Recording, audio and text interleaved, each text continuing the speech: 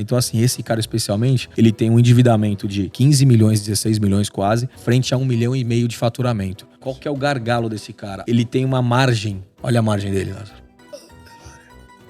Não, eu não posso pedir RJ, é vergonha. Pedir recuperação judicial e tal. Tu lembra que a gente falou que o ego é um dos fatores que levam o empresário à ruína? Tem muita gente assim? Mas muito, cara. Muito. Muito cara tá indo pro buraco, mas ele não tem coragem de pedir RJ porque ele fala que vai fazer mal. Todo negócio que tiver uma margem menor do que 10% Perigoso. já é um risco. Você tem que ser um exímio administrador. Você tem que ter um controle muito, muito fera da sua operação, porque qualquer oscilação de mercado de uma commodity, $1, pode travar a tua operação do dia para a noite.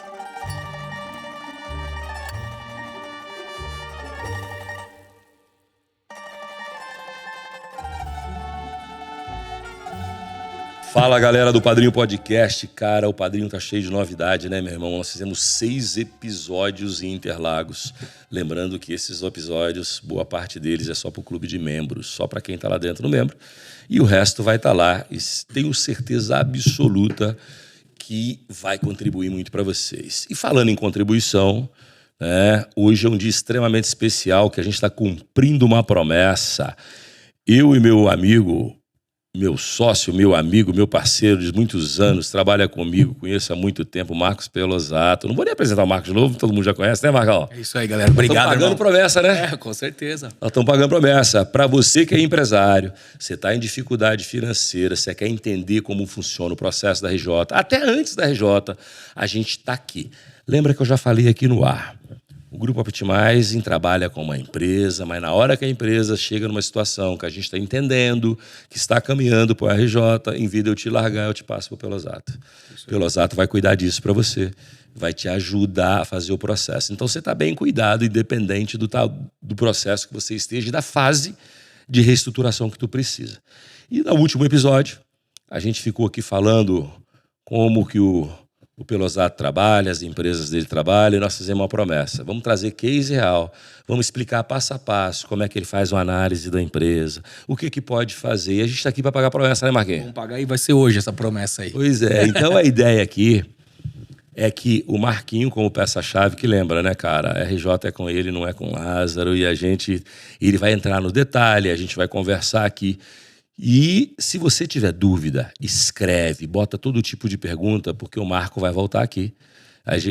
Ele já fez um compromisso comigo, que todas as dúvidas que aparecerem a respeito desse tema, você vai vir para cá receber, você vai vir cá para falar. E vamos começar, Marquinhos? Bora, vamos começar. Você quer fazer um negócio, cara? Eu tinha uma curiosidade que da outra vez a gente não falou, mas se a gente tem um tempinho um pouquinho aqui, você vai gastar 20 minutos aqui contando como você começou, e contando aquela parada da pandemia que a gente estava falando aqui, você me contando uns cases bacanas, como é que foi, o que explodiu. Porque também o Marquinho não é filho do Warren Buffett, que eu saiba. Nem do Bill Gates. É isso aí. Que eu saiba, entendeu? Então, é gente comum Tá inchado, que fez o extraordinário, certo? Entendeu? Porque eu gosto de trazer aqui os improváveis, né? Gente comum que fez o extraordinário. Para ser quem ele é hoje, uma referência no que ele faz, rico pra caralho, entendeu? A cara dele vai vir. Mas é o que ele fez hoje. Tem uma história, tem um começo. Quer contar um pouquinho? Vamos lá. Investir 20 minutos? Vamos falar. Aí depois a gente entra pra parte técnica. Aí, galera, pergunta tudo, bota aí, porque a Fê, você sabe que eu tenho aqui, né? A Fê, geração Z, é minha pupila, entendeu? É minha geração Z de estimação. Vocês já conhecem ela de ouvir, mas daqui a pouco vocês vão estar aqui. Ela que vai dar recado, principalmente. Se você tem menos de 25 anos de idade, a Fê que vai te orientar. Então, conta pra gente. Vamos lá, meu irmão. Obrigado pelo convite. Vamos pagar essa promessa, mas antes vamos contar um pouquinho da história, né? Exato, como tudo não passamos por ela, né? Não passamos, a gente falou muito da lei, como funciona, metodologia. E agora acabou... fala quem é Pelosato. Quem é o Marcos Pelosato. Pessoal, obrigado pela audiência de vocês, sempre aqui através do Padrinho. O carinho das mensagens que eu andei recebendo desde o último podcast foi maravilhoso. Espero ter ajudado e somar cada vez mais contigo, meu irmão. Eu comecei a recuperação judicial em 2012, cara. E foi por um acaso, na verdade. Do total acaso. O ano anterior, o ano de 2011, foi um ano de muita luta na minha vida, muita dificuldade financeira. Eu já era pai, tinha uma filha pequena, Estava passando por um momento muito difícil, era advogado já e contador. Me formei em 2008 e 2007. Contador em 2007. Você sabe, irmão, e advogado em 2008. Uma coisa que eu nunca tinha contado aqui também, outro dia eu lembrei de contar. Eu fiz 4 anos de contabilidade, eu sou técnico em contabilidade. Por quê? Porque quando eu tinha 15 anos, eu ia para o 2º grau e eu, naquela época, passar no vestibular era muito difícil. E aí minha mãe queria que eu estudasse, fazer vestibular. Eu falei, mãe, se eu não passar, tô fudido, né? Estudei escola pública, brother. Aí eu juntei com mais 2 amigos, falei, vamos fazer contabilidade. Aí o cara falou, bicho, 4 anos estudando. Eu falei, vou fazer contabilidade. E minha mãe ainda falou, não, mas será? Eu falei, vou fazer. E eu fiquei, meu irmão, com 15 anos eu já estudava. Balanço, balancete, razonete, tudo que entra, bita, tudo que sai, acredita, passivo, passivo circulante. E me ajuda até hoje. E na minha vida, parece uma besteira, eu sou advogado, faço reestruturação através de recuperação judicial. Mas a espinha dorsal de um processo de recuperação judicial é contabilidade. Pois é. Cara, então isso me ajudou. Eu, na época, não sabia que ia ser tão fundamental. Eu, como conselheiro, se eu não entender de análise DRE, de fluxo de caixa, DFC, fluxo de caixa contado, cálculo de lucro livre, EBITDA, se eu não tiver como fazer uma dívida estruturada, isso tudo eu aprendi, eu era adolescente, brother. É isso aí, é o que te trouxe daqui. É o que acabou trazendo. Então vamos lá, contador e advogado. E aí assim, em 2007 me formei contador, 2008 advogado. Naquele ano de 2008 eu descobri que ia ser pai, minha filha nasceu. E foram aqueles inícios, né, profissional muito difícil. Mas em 2011 foi um ano muito desafiador, cara. E foi um ano que eu passei muita dificuldade em relação a dever para bancos. E fui empreender, né? Fui tentar empreender e tive uma trombada do destino, vamos falar assim, né? E naquela dificuldade toda e lutando, eu falava, senhor, mas eu preciso de ter uma profissão dentro do que eu estudei que me remunere. E eu atuava como advogado trabalhista, fazia cível. Quando me chamava para uma audiência criminal, eu dava um jeito de indicava alguém, sempre correndo para um lado e para o outro. De repente eu recebo um cliente, que já era um pequeno cliente meu no dia a dia de trabalhista. Ele me pergunta assim, Marcos, você faz recuperação judicial? Eu falei, olha, eu não fiz, mas mas eu posso fazer, não tem problema. Isso aqui, eu fui num escritório fulano de tal, é um escritório famoso. Me cobraram 50 pau por mês, cara. E eu não tenho condições de pagar isso aí. Eu falei, ó, você fica tranquilo. Que eu vou fazer essa porra. Eu vou fazer e eu vou fazer melhor do que eles fizeram pro senhor, pode acreditar.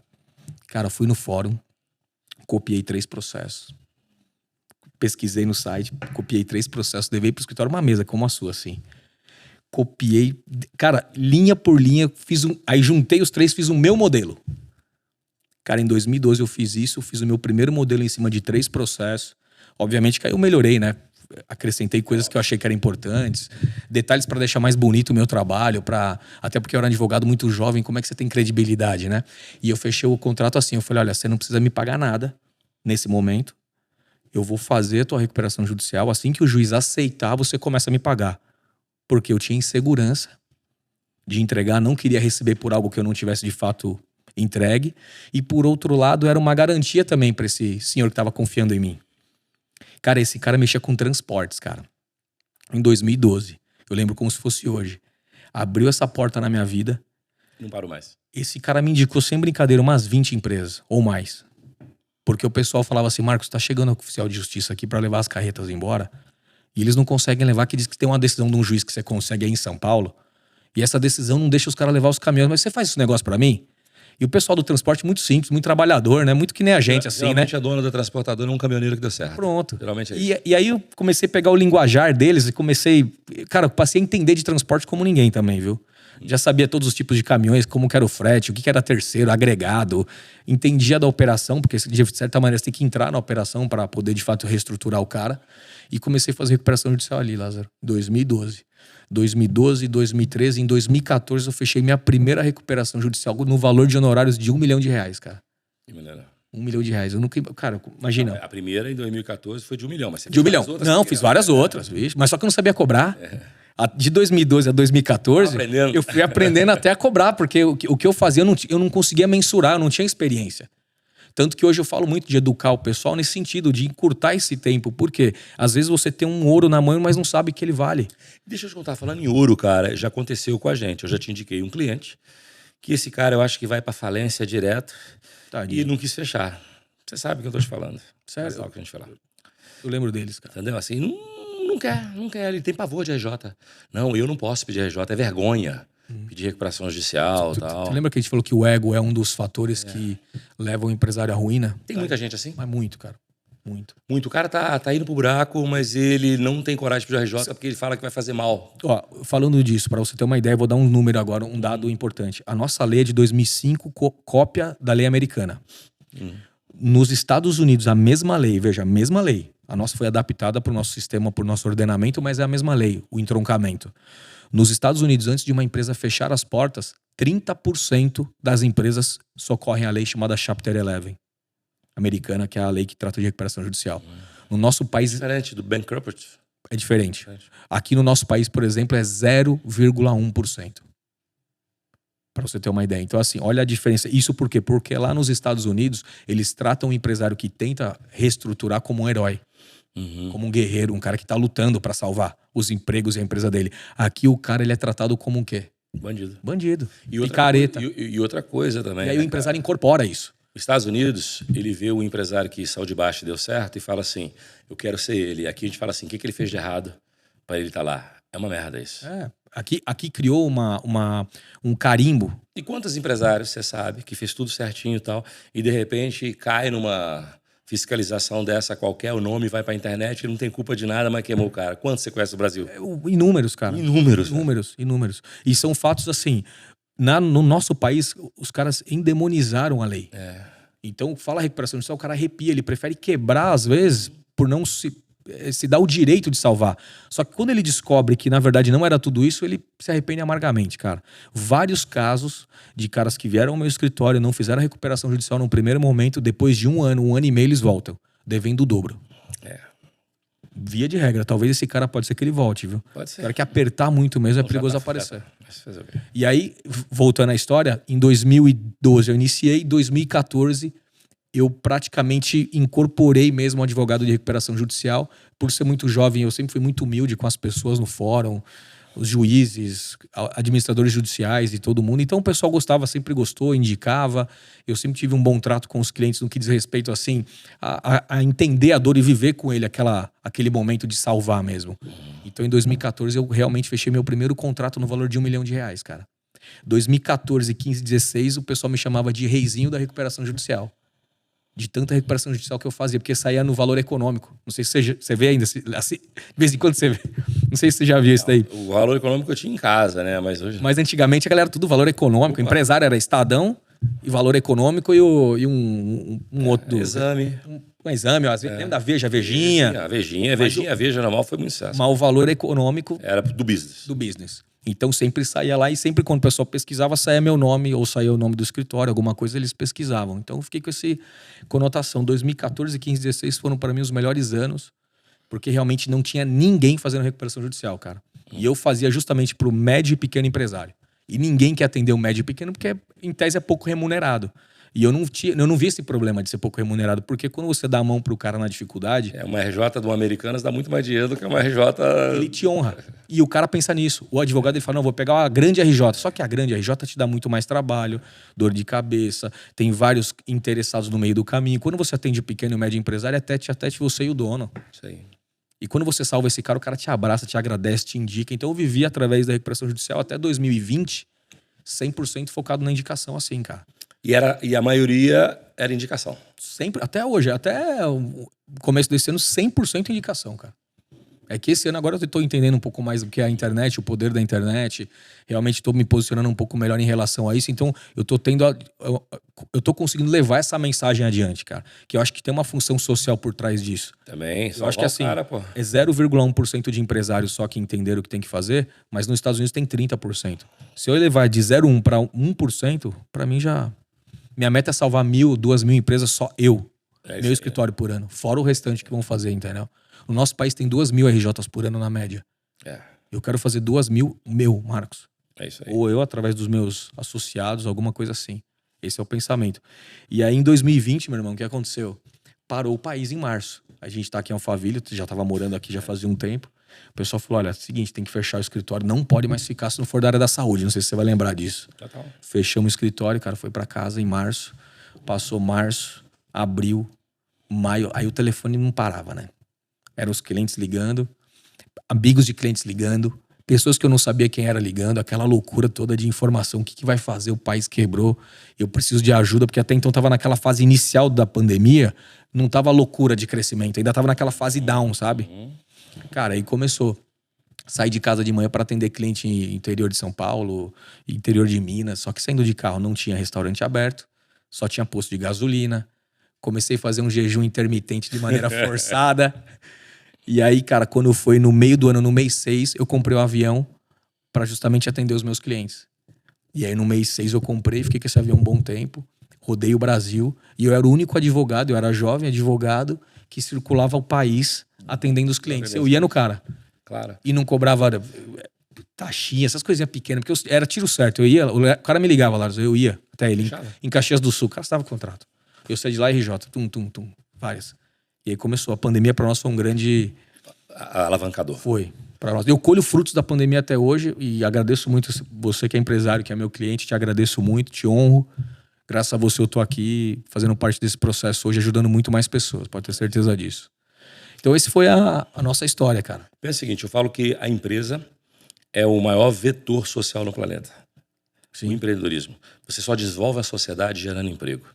E se você faz um trabalho de recuperar essa empresa, é tão importante quanto. E eu fazia como essas análises? Do jeito que eu vou mostrar para você aqui hoje. Show de bola. Então eram informações básicas, porque de fato não tinha como aprofundar naquela época. Tava todo muito desesperado.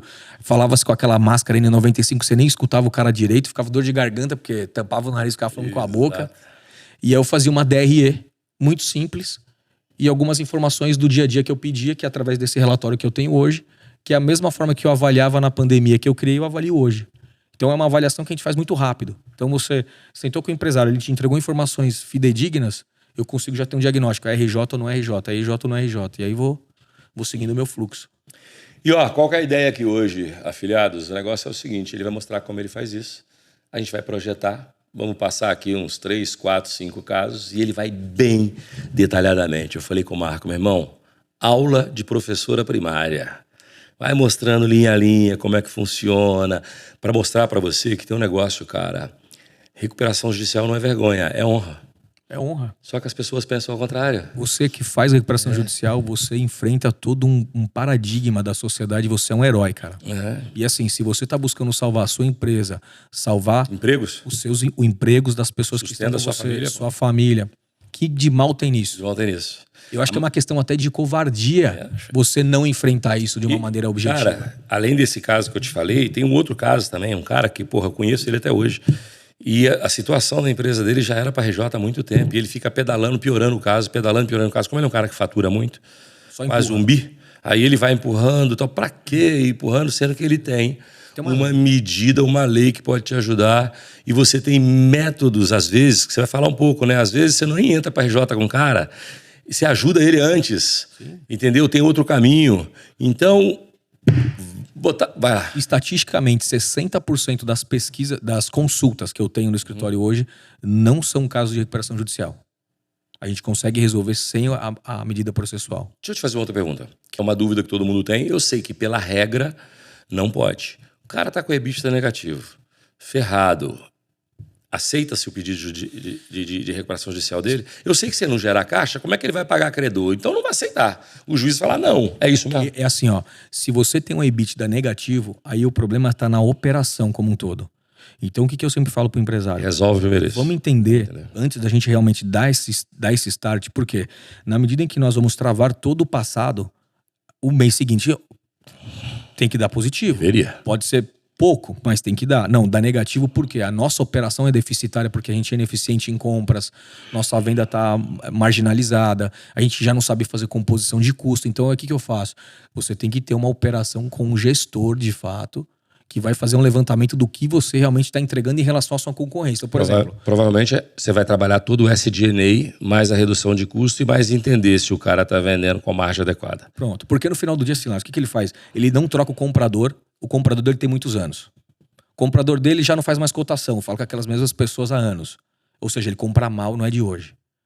O vendedor também tem um hábito, porque vende para grandes empresas, não consegue ficar rediscutindo cláusula contratual e reajuste. Então ele tem dois problemas muito sérios. Ele tem um cliente que concentra muito a carteira dele na saída e tem um comprador, um departamento de compras que é ineficiente de fato. Então ele não consegue Quando ele vai virar esse navio, essa demora, o EBITDA não consegue virar. Mas é de fácil percepção também. Entendi. A gente tudo uma questão de posicionamento. Até outro dia eu fui com o pessoal do escritório em uma reunião, chegamos lá, a gente conseguiu fazer uma redução de custo de 15% em cima lá, só conversando. Apertando, traz o número aqui. Agora puxa do concorrente, que eu tenho no escritório vários cases, então eu tenho histórico, né? A gente tem mais de 2.000 processos, cara, em andamento. Ao longo de todo esse período. Então a gente tem, se eu falar algum caso, eu tenho na mesa lá para avaliar. Então eu consigo saber de fato qual que é a margem real que cada segmento consegue entregar. Show de bola. Dá pra gente fazer. Davizão, vamos postar aqui? Primeiro caso, pelo exato, vai começar a entrar a falar aí. Qual que é esse? Pode pôr um primeiro. Acho que eu digo, se quiser começar, pronto. Vamos começar esse? por esse. Pode ser por esse, sim. Vamos lá. Esse é um caso aqui, a gente acabou tirando o pessoal o nome para não, obviamente... Claro, por questão de confidencialidade. Mas esse é uma rede de supermercados, tá? Que nos procurou, tá? E aí que eu queria te pedir, explica desde o cabeçalho, irmão. Tá, como é que... E primeiro, o porquê que você pede esse relatório. Tá. E aí você vai explicando. Esse é o relatório inicial, porque toda reunião, para ser marcada, nós temos que ter acesso a informações mínimas e básicas. Então, o que eu peço para o empresário? Exatamente o que está aqui. Dívidas bancárias, fornecedores, trabalhistas, o que você tem de tributos federais e estaduais, porque são duas classificações diferentes de interpretação. E logo abaixo, se puder abaixar um pouquinho, Mar, eu peço para ele o faturamento... Isso. Eu peço para ele o faturamento, a média de faturamento considerando os últimos 12 meses e peço sempre o último mês. Então, se você olha de fato esse caso, ó, o cliente veio falando, olha, a minha média está em 8,5, mas no último mês, por coincidência, veio a 8. Ou seja, ele perdeu 500 pau de faturamento. Então, tecnicamente, a rede de supermercado ele tem uma margem muito baixa. Muito baixa. sofrido. Então, você vê, ó, 500 mil reais que deu de redução ali, o cara já sentiu. Claro. Já fez ele procurar medidas de solução. Quando nós fazemos isso, meu irmão, o que a gente faz logo na sequência? Eu pergunto para ele, se puder ir na outra... Essa aí, Davi. Isso, aí, pode parar. Eu pergunto para ele assim, qual que é a sua margem de lucro, de fato? Lucro operacional, o EBITDA dele ali. O EBITDA. Então ele me informa Isso lá. não é LL, é EBITDA, é. Isso. Ele me informa. 3,8, Marcos, em cima do meu faturamento seria meu lucro estando tudo em ordem. Qual que é o seu estoque? Que é uma informação relevante também, porque eu sei pelo estoque quanto tempo ele tem de faturamento ainda em casa. Depois eu aprofundo... 5 milhões, ele tem menos de 30 dias. Menos de 30 dias. Só que aí tem um ponto. Se ele falou que é 5, provavelmente aí tem curva BC. Muito. Então, curva A disso aí deve ser o quê? 2 milhões, quando muito. Então, tecnicamente, o estoque ele é muito importante no dia a dia para eu tomar a decisão do time da RJ para ele. Porque eu falo, cara, se você não tem estoque, tua margem está muito curta. Aí eu começo a fazer os desenhos, aí eu vou te falar como é que eu faço. Cara, olha para você uma situação. O estoque é vetor principal de virada de jogo para qualquer business. No caso do supermercado, o estoque, o shelf life é muito curto. Sim. Então, aquela estratégia tradicional, deixa eu aumentar meu estoque. Por exemplo, se você estivesse falando aqui com a empresa de commodity de aço, a estratégia que todo mundo usa é, vamos encorpar meu estoque, porque ele não vence, e vou entrar no processo de trabalho de RJ, tal. É isso que você usa também, né? Isso. Mas neste caso aqui não dá, né? Nesse caso aqui já é diferente, porque como ele é um cara que provavelmente está com... Ó, se eu voltar na página anterior... E o produto vence, como é que tu aumenta estoque, caralho? E aí tem um problema muito sério, ó, volta ali, ó, tá vendo? No item 2, ó, dívidas com fornecedores, tá vendo? Ele é uma rede de supermercados, ele já está com um problema de inadimplemento com fornecedor. E para piorar nesse caso, se você analisar tecnicamente, ele deve mais do que ele tem em estoque. Ou seja, ele já consumiu parte dele, do... caralho. Entendeu? Ele já consumiu parte do que nem é dele já. Ele tem 5 milhões de estoque, ele deve 6. Nenhum estoque é dele, irmão. Você entendeu? Só que isso... Matematicamente. Mas, irmão, isso é a média do que eu recebo no escritório. O cara não tem estoque. Não tem estoque. Com margem de 3,8%. 3,8%. 3,8% de lucro operacional, não é o LL, não. Isso é antes da contribuição social, antes do imposto de renda, antes da amortização e depreciação. Então, assim, se você olhar, esse cara fatura 8 milhões, com 3% ele teria 240 pau de... Vamos supor que fosse vezes 4, né? Ele teria 300 mil reais quase de lucro. Cara, se você analisa uma operação como essa, olha lá. 300 mil reais. Aí ele tem um imposto de renda ali de 17. Mas olha só a informação, o dado que ele colocou pra mim. 27 milhões de banco. Olha uma taxa de 3%. Vamos falar... Morreu. Não precisa 3 não, só. 2. Se for 2. Já matava. Matou. É isso. Só que aí é que tá a jogada. Quando eu analiso isso, aí eu venho aqui um outro dado que para mim é muito relevante, que é onde realmente sensibiliza muito, é nessa página. Olha ali a quantidade de funcionários que esse cara me relatou que ele possui. Você multiplica com a média da família brasileira é 4 pessoas. Falando em 1.000. Então, assim, qual que é a nossa função do lado de cá? 1.080 pessoas. Então, se olha, essa rede, por exemplo, é um cara que ele tem... é uma rede, mas provavelmente é um mercado... Deve ser um grande mercado, vai.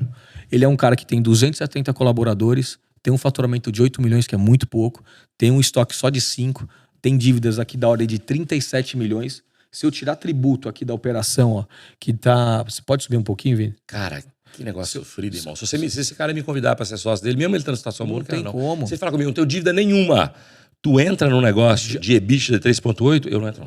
Assim, isso é uma coisa importante que o Lázaro tá colocando, que vocês têm que saber. Todo negócio que tiver uma margem menor do que 10%, perigoso, já é um risco. Você tem que ser um exímio administrador. Você tem que ter um controle muito, muito fera da sua operação, porque qualquer oscilação de mercado de uma commodity, $1, pode travar a tua operação do dia para a noite. Amigo, por que eu sempre fui fã do Abílio Diniz? Porque, meu irmão, ele era um Jack Welch do varejo de comida, que é uma coisa difícil para caramba, irmão. Uhum. Aí você vê, ó.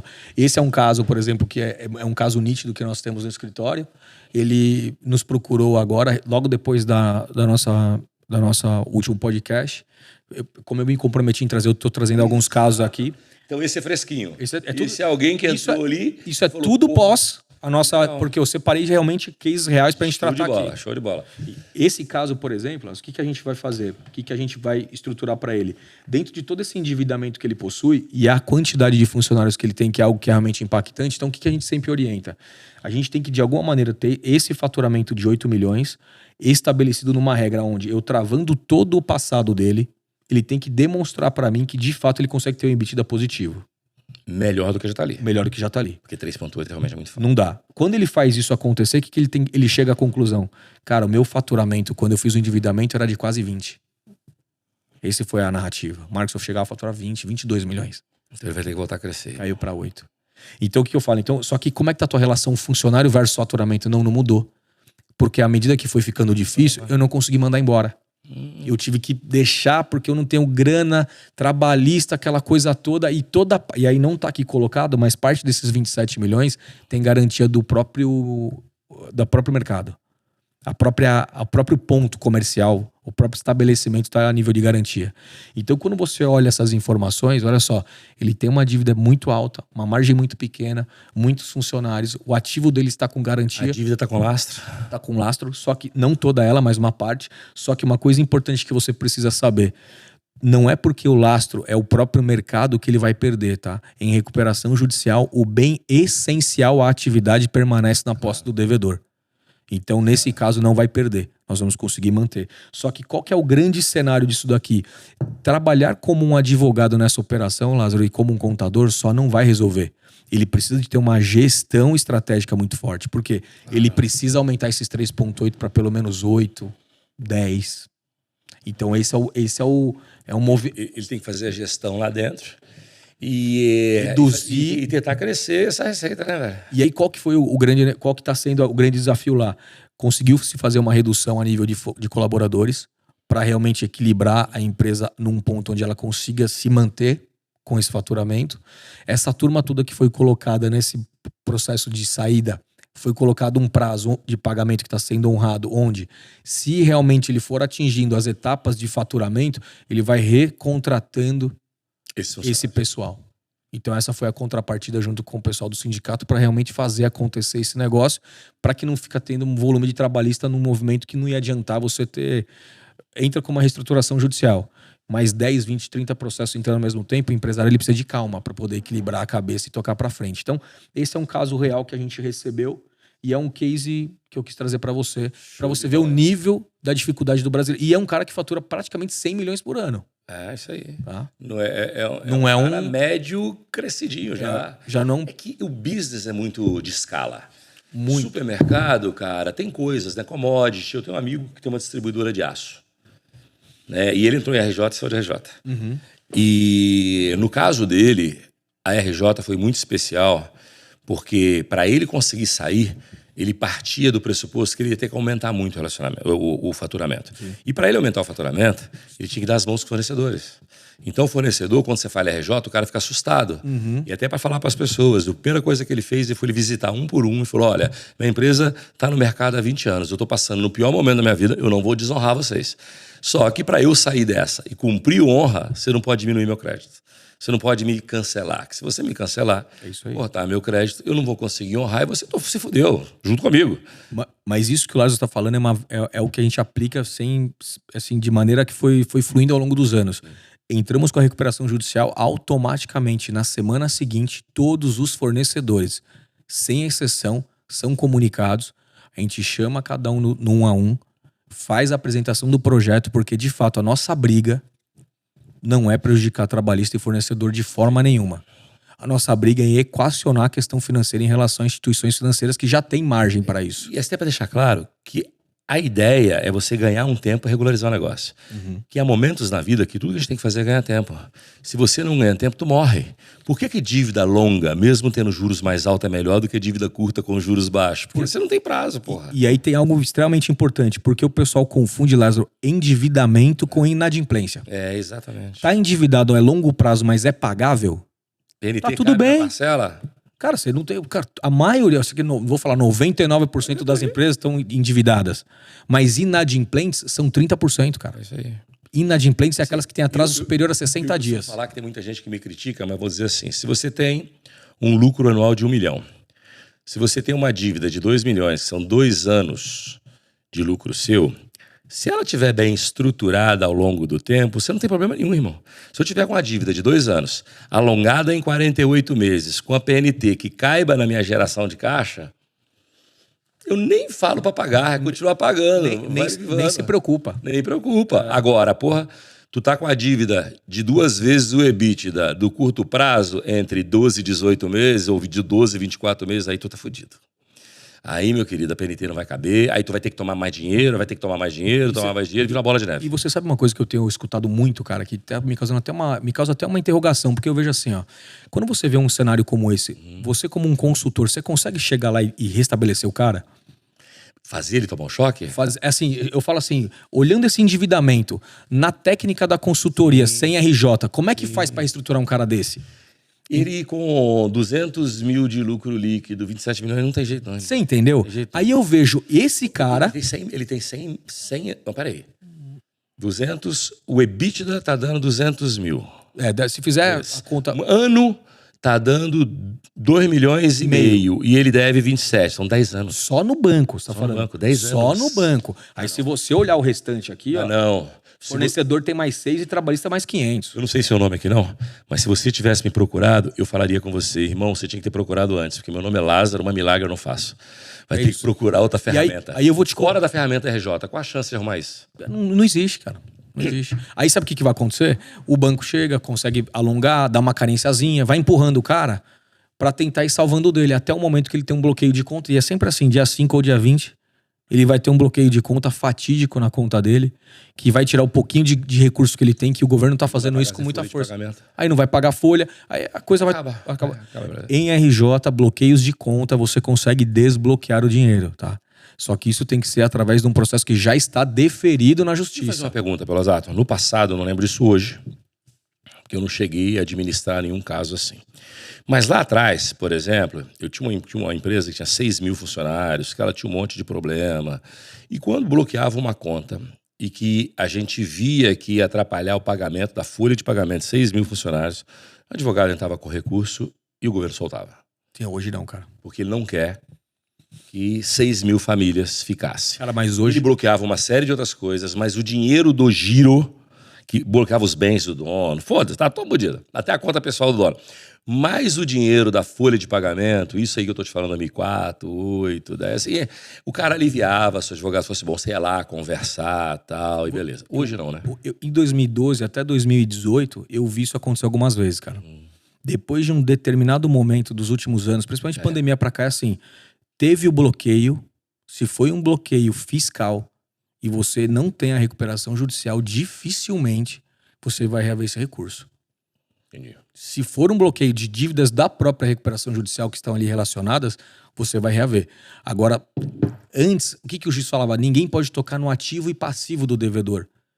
Por isso que acontecia isso. O cara estava em dificuldade, ia lá, pedia, apelava, excelência, funcionário, tá aqui minha folha. Exatamente. Havia uma sensibilidade. Hoje não tem mais, hoje está muito mecânica a coisa. Ou seja, não chega nem nele, né? Automático e pronto. Eu acho que, tecnicamente, o juiz, no volume que tem hoje de problemas, se for despachar todo mundo que está falando isso, ele não consegue nem atender. Não tem juiz, a quantidade necessária de juízes hoje para atender a demanda judicial hoje do país não é capaz. O país não aguenta. Pergunta para todo mundo que está ouvindo. Qual que é a dívida mais difícil para o empreendedor? Aquela mais dura, aquela que não alivia nunca. Fornecedor, trabalhista, banco ou tributo. Classifica as 4 de 1 a 4. As dívidas que nós tratamos dentro de um processo de recuperação judicial são, número 1, trabalhista, que é o foco da lei. Cuidar do cara. A lei, assim, igual esse caso que a gente acabou de falar, 270 colaboradores, o judiciário vai trabalhar em comum acordo com o administrador judicial e o devedor para realmente reestruturar e vai dar prazo e condições. Por quê? Tem muita gente envolvida. Certo. Num segundo ponto, ele vai analisar aqueles credores que possuem garantia real. É a classe 2 de credor. Pode ser fornecedor, pode ser banco, não importa. Tem algum tipo de garantia, veículo, imóvel, alguma alienação fiduciária, ele está na classe 2 e vai ser tratado em conjunto, todos os credores. A classe 3 de credores numa recuperação judicial é o credor quirografário. O credor quirografário é aquele que não tem garantia, que via de regra são esses 6 milhões de fornecedores que estão aí. É o cara do dia a dia. Do dia a dia. É o cara que mantém a operação rodando. É o cara que acredita, dá a mercadoria, me paga depois, empurra, prorroga, duplicata. Esse cara, ele trabalha sem garantia, ele trabalha na confiança do tempo. Cara. Então esse cara, junto com o banco, na modalidade de aval, entra nessa classe 3, que é o credor quirografário. Classe 4 é o credor microempresa e EPP, que a lei também quer proteger, que é o pequeno credor. Uhum. E aí a lei tem dado... O sustento dele vem dali. Vem dali. Então é o pequeno... são os fornecedores menorzinhos. Sim. Então a lei fala, cara, esse cara você tem que dar um tratamento diferenciado. Ele trata meio que como se fosse o trabalhista, para você ter uma ideia. E uma quinta classe que não está na lei, mas vem sendo abarcada desde a época do Bolsonaro, no final de 20, quando ele aprovou uma lei, é onde empresas em recuperação judicial possuem benefícios diferenciados para fins de renegociação. Que não sei se no tributo federal. Por lei era, por exemplo, sem RJ 60 meses, com RJ 84. Mas tem mais do que isso? Tem. Na verdade, o que eles fazem hoje? O que nós estamos fazendo através de um entendimento com a Procuradoria? Você leva o seu plano de reestruturação que você aprovou com todos os credores, ele utiliza aquilo como uma referência e ele pode tirar toda a multa e juros do seu endividamento. E parcelar em quantos meses hoje? Até 180 meses. Porra, já dá um fôlego do caixa. E aí, mas o que é o mais interessante? Você pode escalonar esse pagamento conforme o teu fluxo de... Então você fala assim, cara, no primeiro ano, procurador, eu quero pagar 3% da minha dívida. 2%. No outro ano, mais 2%. Depois eu vou para 4%. Você pode fazer esse pagamento, mas de uma maneira escalonada com base num documento oficial aprovado no judiciário, porque é uma referência. Então você tem margem para conversar, para mostrar isso de fato. Porque, de fato, se você mostra para ele, olha, todos os credores sofreram essa consequência. O Estado, o Bolsonaro, na época que ele fez a lei, deu esse entendimento. Aí o Estado do Rio Grande do Sul também aderiu, alguns estados estão aderindo, São Paulo tem também. Então você consegue tratar. Agora, dívidas municipais já não é assim, porque cada município tem a sua tratativa e normalmente município envolve dívida com garantia do imóvel, que é o IPTU. Então... Não tem perigo. Não tem perigo, não tem muito perigo. Mas foi bom esse lance. Eu queria apresentar um segundo caso. Manda o caso para nós. Deixa eu te fazer mais perguntas para tentar ajudar esses caras aqui. Então você falou, essa é a sequência ali de proteção e tal. É por isso, eu tenho um amigo, que um carioca, amigão meu, ele fazia muita operação com Americanas. E quando entrou em RJ, ele tinha a Americanas tinha uma dívida com ele de 200 milhões. E ele falou comigo, velho, tô no final da fila. É porque ele foge dessa classificação? Ele está no final da fila porque ele está na classe 3, que é o credor quirografário, ou seja, ele era um fornecedor padrão. Sim, ele trazia coisas da China e entregava lá. E aí, automaticamente, ele entra numa vala comum, vamos assim, por assim dizer, que a grande concentração de credores está aí. E só que a Americanas tem muitos outros fornecedores e credores nessa classe. E como recuperação judicial não precisa compor com 100%, você só precisa compor com metade, ele, para poder receber, ele tem que se tornar, em tese, um parceiro do devedor. Deixa eu te contar uma outra coisa aqui, que é bom deixar claro, porque muita gente na internet me pergunta, Lázaro, Mas eu sou dono de uma empresa limitada. O cara não vai descaracterizar a personalidade jurídica, porque a lei mostra que a empresa limitada, toda dívida se limita à operação do business. E eu falo, gente, não vamos ser iludidos? Quanto tempo demora para você mostrar para esses caras? Eu sei, às vezes, vamos lá, eu já vi casos de horas, para descaracterizar a personalidade jurídica e na pessoa física. Lázaro, hoje, para você ter uma ideia, eu vejo assim, ó, o Estado e o credor normal hoje, ele está muito mais afinado com os trâmites jurídicos hoje, né? Então ele tentou uma vez, duas, viu que o empresário está criando algum tipo de caminho, ele já pede a desconsideração. E mais do que isso, ele envolve grupo econômico, às vezes com empresas que não têm a menor relação com a operação de fato.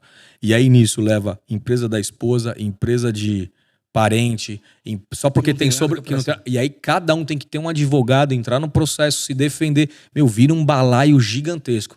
E quem tá fazendo isso, começou com esse movimento na pandemia, foi o governo federal, por incrível que pareça. Que louco. Aí tá vendo, gente, o risco? Entendeu? Porque às vezes teve um rapaz da minha audiência aí, ele já temou comigo, e ele é advogado. Falou, Lázaro, descaracterizar a personalidade jurídica não é simples, tal. Porque aí ele citou os artigos. Eu falei, rapaz, na teoria pode ser, mas na prática... Mas esse é um cara romântico. É um romântico. Prática... Sabe aquele advogado que se forma e tem o sonho? Sim. Maravilhoso, tal. E na prática você vê que não é assim. Eu já vi casos que era assim, o cara tinha um processo lá, de repente, em 24 horas, a conta dele foi bloqueada, ele descobriu por quê. Porque o cara entrou com esse pedido numa semana, outra semana estava pronto. E a pessoa, às vezes, nem é parte do processo. Isso que é a loucura. Isso que eu ia te falar uma coisa que, assim, que a gente vê hoje muito, muito, muito, e a gente tem que tomar cuidado, que às vezes, por exemplo, eu tenho um caso, assim, que o cara fala, não consigo um negócio desse, não é possível você acreditar numa situação dessa. Um cara, ele tinha 1% de uma empresa aqui. 1% de uma empresa.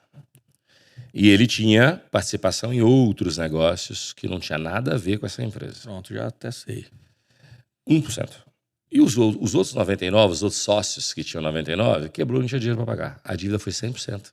Por ser cobrada dele que tinha 1%, porque ele tem patrimônio. O outro cara não tinha. O dono de 99%, por algum motivo, quando quebrou geral. E ele sobrou com o patrimônio na conta. E não interessa, o Estado não cobrou dele 1% da dívida, os fornecedores não cobrou tudo. E tem gente também que não acredita nisso. E só para complementar isso que você está falando, que é muito sério, e eu vejo as pessoas falarem assim, mas Marcos, eu tenho só 10% da empresa. Isso. Mas eu só ganhava referente a 10% da empresa. Eu falava, deixa eu te dizer, pro judiciário, meu amigo, você é um sócio. Você pode ter 0, alguma coisa, você é sócio tanto quanto o cara que tem 99,5%. Você é sócio. Aí o cara fala assim para mim, Marcos, mas eu saí da empresa há mais de 2 anos. Falei, legal. Eu tenho risco? Falei, olha, no meu entendimento, todos. Vou te contar uma coisa. E assim, e isso... Eu vi casos de 10 anos depois. O cara vendeu a empresa, 10 anos depois, o novo comprador não conseguiu assumir os passivos, voltaram tudo e bloquearam ele. Aí eu falo isso pro empresário, sabe o que ele fala pra mim? Não, mas não é possível, tá na lei, eu vi a lei. Exatamente. O artigo 900 e tal. Eu falei, meu amigo... Sabe o que acontece? Eu vou falar assim, eu falo pro cara, deixa eu te dizer, a maior defesa que você pode ter é atacar nesse caso. Então, se você participou de algo que não deu muito certo, monitora semanalmente para você saber o que está acontecendo. Não negligencia. Se você deixar a mercê do destino, por mais que você acredite que está na lei, em algum momento você vai ser envolvido em algo que você não tem a menor noção. E uma coisa que eu falo assim, desculpa até... Dá mais mesmo. Às vezes o cara, o fundador da empresa, ele monta a empresa no nome dele, e ele tem filhos. Ele começa a ter uma dificuldade financeira. Ele vai lá e monta uma empresa no nome do filho. Eu falo assim, gente, tem como fechar essa empresa? Fecha. Mas, Marcos, eu não tenho onde falar. Assume as consequências. Você vai contaminar sua vida. Você vai colocar, às vezes, teu filho que não tem a menor condição de ser um empresário, vai colocar ele numa situação que, às vezes, ele trabalha num emprego público. Às vezes, já aconteceu de pegar caso do filho ser bancário, cara. Não poder ter nome sujo. E, cara, já peguei N casos e situações que eu vejo assim... Quando você está em dificuldade, não tenta criar uma mágica para fugir do seu problema. Eu adoro você A mágica é legal, cara. Vou até falar isso porque... Cara, hoje eu tive um almoço com uma pessoa e que ela estava sendo orientada por um grupo de advogados e para mim é tudo mágica. Nesse sentido? Porque na prática acontece assim, eu vou te dizer o porquê isso, tá? Não vai funcionar nada que eles estavam falando. É assim, o governo tem total conhecimento e entendimento das transações financeiras advindas do Pix. O governo tem total entendimento através das suas redes sociais. As notas fiscais eletrônicas estão sendo cruzadas na entrada e na saída. Não tem mais por onde você desviar. Então você fala assim, vou montar uma empresa em nome do filho e vou viver minha vida lá e nada vai acontecer. Cara, em algum momento ele vai absorver todo o seu histórico, às vezes de milhões e milhões de décadas, às vezes de tributos, como um grupo econômico aqui, e o coitado não sabe de nada. Ó, eu vou falar o seguinte, a melhor maneira de você blindar a sua vida é você fazer a coisa certa. É a melhor maneira. Porque a coisa certa não quer dizer que você não vai ter problema, não. Tu vai ter, só que você se defende. Eu tenho um exemplo clássico de um cara, mora lá no Rio Grande do Sul, amigão meu. Ele era um executivo de uma empresa que faliu, certo? Ele era um executivo estatutário, mas lá no estatuto mostrava que ele não tinha poder, que ele só podia pagar até tanto, ele era um cara CLT, e ele estava lá. Quando ela faliu, ele teve todos os bens arrolados. Ele falava, gente, mas eu não era sócio, eu era um executivo estatutário. Rolou. Ele tomou prejuízo? Não, ele se livrou. Mas demorou 8 anos para ela. E quanto gastou? Nossa, mas demorou 8 Quanto gastou anos. com advogado, irmão. Recurso? Vou te dizer um outro CEO, amigo meu, era CEO da Polaroid. Lembra do Polaroid? A Polaroid sumiu. Sumiu, E evaporou. quando ela sumiu, no Brasil ela foi o quê? Abandonada. E ele tinha saído 2 anos depois que ela virou pó. Adivinha? Um dia, e ele era o CEO, CLT, estatutário. Não era sócio, gente. Não era sócio. Era um empregado. Ele demorou 4 anos para regularizar a situação dele. Perdeu dinheiro? Não, mas teve um desconforto. Ele provou que ele foi diligente durante o período dele, que não teve problema, mas foi uma luta. Você, como advogado, sabe essa dificuldade. O estresse. O estresse, o gás de energia. O cara acordou de manhã, estava tudo preso. Ah, para liberar a conta, demorou 8 meses. Para liberar os bens, demorou 5 anos. E aí, tudo bem. Mas, gente, Lázaro, mas ele estava certo. Ele não era sócio. Não interessa. Teoria Ana Maria Braga. Tá no bolo é recheio. Entendeu? Mas é isso aí. Tá no bolo é recheio. E no final do dia. Defenda. E no final do dia é isso. Então, assim, o cara nem era sócio e sofreu as consequências. Sofreu. E assim, é porque teve bons advogados. Se fosse Porque ruim, se contratou um advogado mais ou menos, o que acontecia? Perdia um prazo, só um prazo que perdesse. perdia tudo, tava errado. Considerava verdadeiro tudo que estava ali, acabava a vida do cara. Exatamente. Como eu já vi. É gente bem instruída, que tinha dinheiro. Contratou bons advogados e se defendeu. Então, cara, eu já fui estatutário num monte de empresas. Eu já sofri efeito colateral. Que você fala assim, eu tô 100% certo. Mas o desgaste. Sim. Então, esses 2 casos que eu tô dando exemplo, aí o outro cara fala assim, não, mas eu só tenho 1%, não tem perigo. Esses caras não tinham nem 1%. Quando viu. Quando viu. E nem sócio era. Nem sócio era. E o outro fala que sendo sócio com 1% o outro nem era, velho, nem tava no contrato social. Teve de ter problema. Então, melhor maneira, quando o advogado chegar e falar assim, vou te blindar, não acredite. Não existe. Não existe. Melhor coisa, vamos fazer certo? Vamos usar a lei do nosso lado? E você quer ver uma cautela hoje que tem que ter muito forte? Não é todo negócio que você sai colocando o seu nome. Por quê? Às vezes o cara vai ser envolvido num grupo econômico de algo que você não tem a menor noção. Você tá entrando num negócio hoje com ele, você pode amanhã... Vai pra pessoa física dele ou vai só pra empresa? Vai pra empresa. Ah, pra empresa. Vai pra empresa. Do outro. Mas só que assim... Mas a empresa é que sustenta o outro. Mas tem um desgaste. Tem um desgaste. Tem um desgaste. Então assim, vai colocar o nome num negócio, analisa mais muito criteriosamente quem são as pessoas que você está envolvido no dia a dia. Porque em algum momento pode ter esse balanço aí. E se tem uma coisa que a gente tem que pôr, é energia no lugar certo. Que é o quê? Da produtividade, da geração de emprego, né? Amigo empresário que vende pela internet, está com dificuldade de aprovação no meio de pagamento? O sistema que te atende não responde rapidamente seus problemas? Ele não tem um help desk que vai te ajudar a vender mais? Eu tenho a solução. Conheça a Page. Page é a melhor plataforma subadquirente para você que vende pela internet. Se você quer vender mais pela internet, se você quer vender com mais segurança e você quer ser bem atendido com atendimento humanizado, vem para a Page. Clica aqui nesse link, conheça mais a plataforma. Eu tenho certeza absoluta que você vai migrar da onde você está para a Page. Esse caso, por exemplo... Vamos lá, mais um. Esse é um caso interessante também. Veio para nós depois do nosso podcast também. Esse cara me apresentou essa relação. E uma coisa interessante aqui, Fê, só para você ter uma ideia. Quando de fato eu pedi um detalhamento, passou de 50 milhões esse número que aí tá 31. É que eu não trouxe o número... Ele aqui postou que não devia imposto nenhum. Não, é. Tá tudo certinho, né? Não, é quando veio a relação, passou de 50. E é um cara grande também. Ele nem sabia, né? Na prática, ele falou... E aí tem um caso meio triste envolvendo essa operação, porque é um empresário jovem, nesse caso.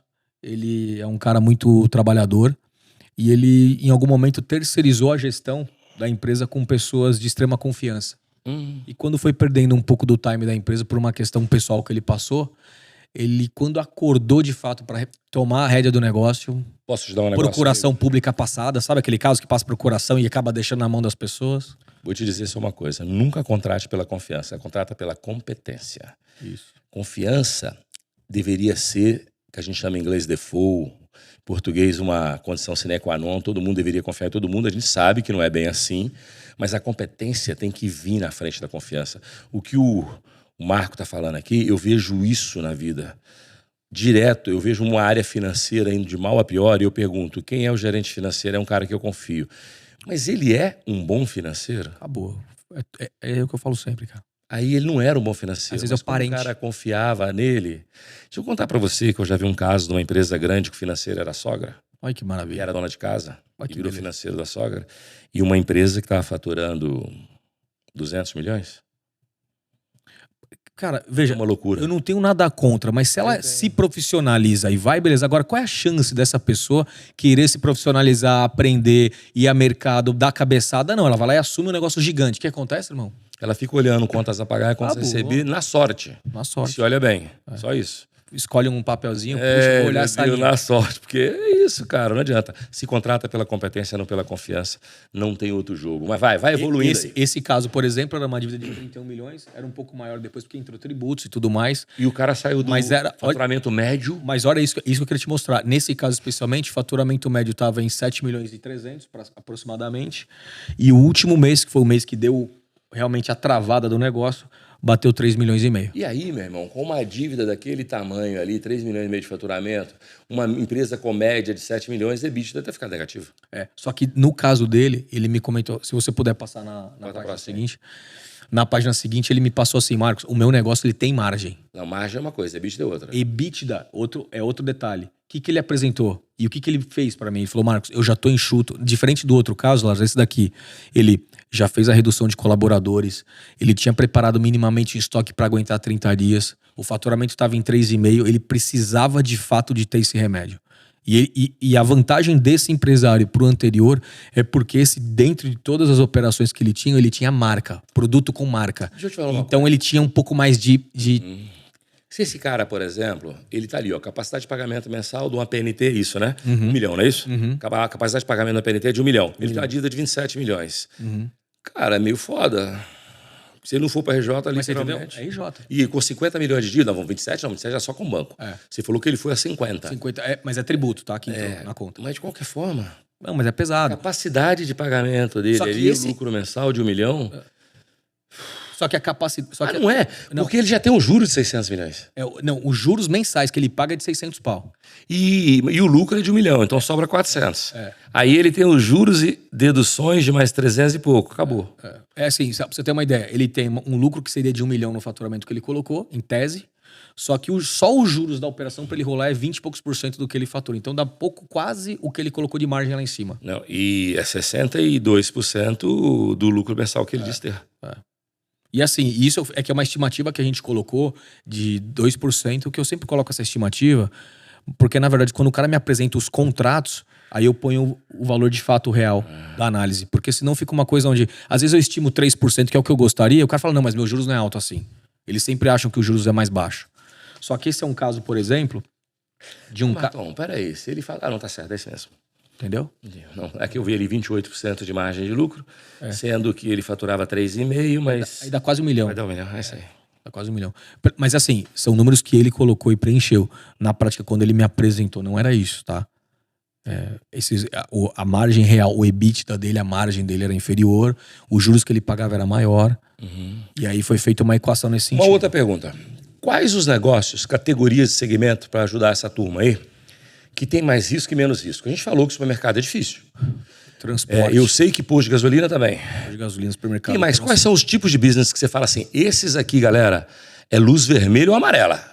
Cuidado. O primeiro segmento que eu colocaria seria o transporte. Transporte. Transporte para mim é um segmento muito, mas muito... Se fala transporte, é transportadora, caminhão... Transportador em geral, cara. Em geral. Porque eles têm um problema de concorrência muito forte, eles brigam muito entre eles para conseguir fechar o frete e o valor. O que as empresas exigem deles a nível de informação e documento. Por exemplo, lembra daquela lei que mudou a jornada?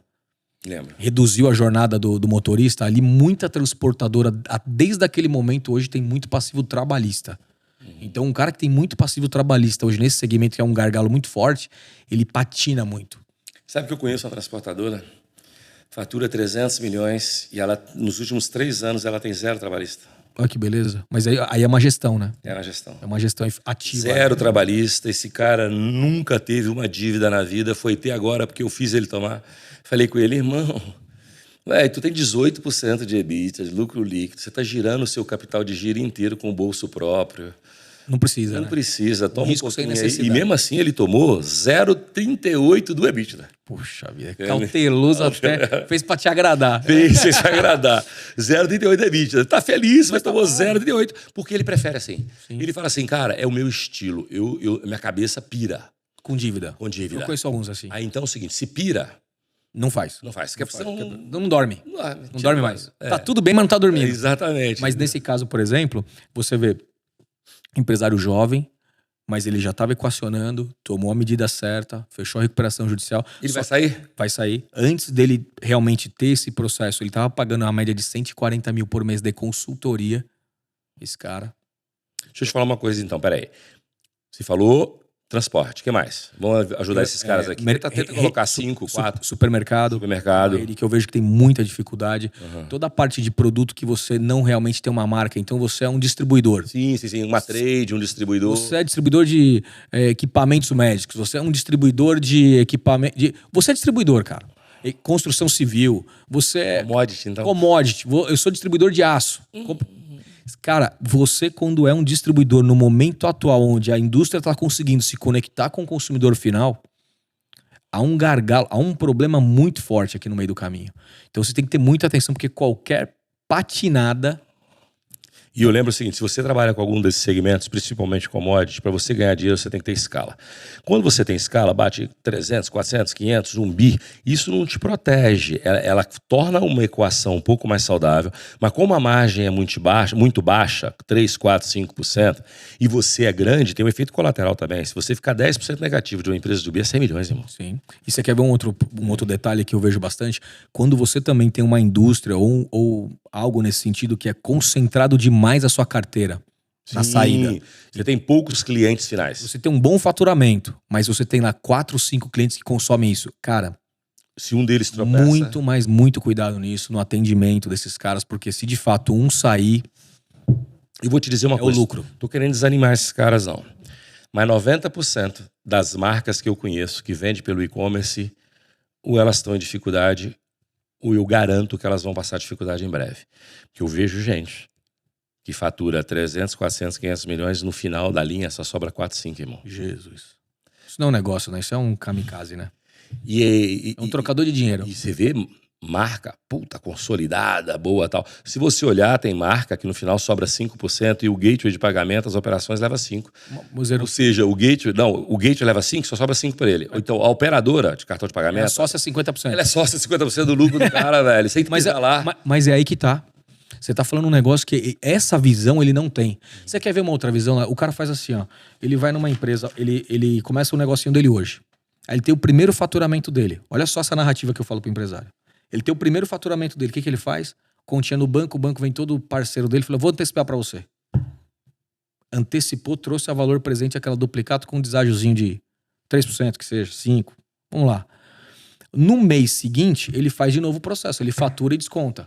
Você concorda que ele só se beneficia da operação de desconto a primeira vez? Claro. Depois virou... Depois é só a sequência daquele problema. Então assim, cara... Às vezes é melhor uma dívida estruturada. Muito melhor.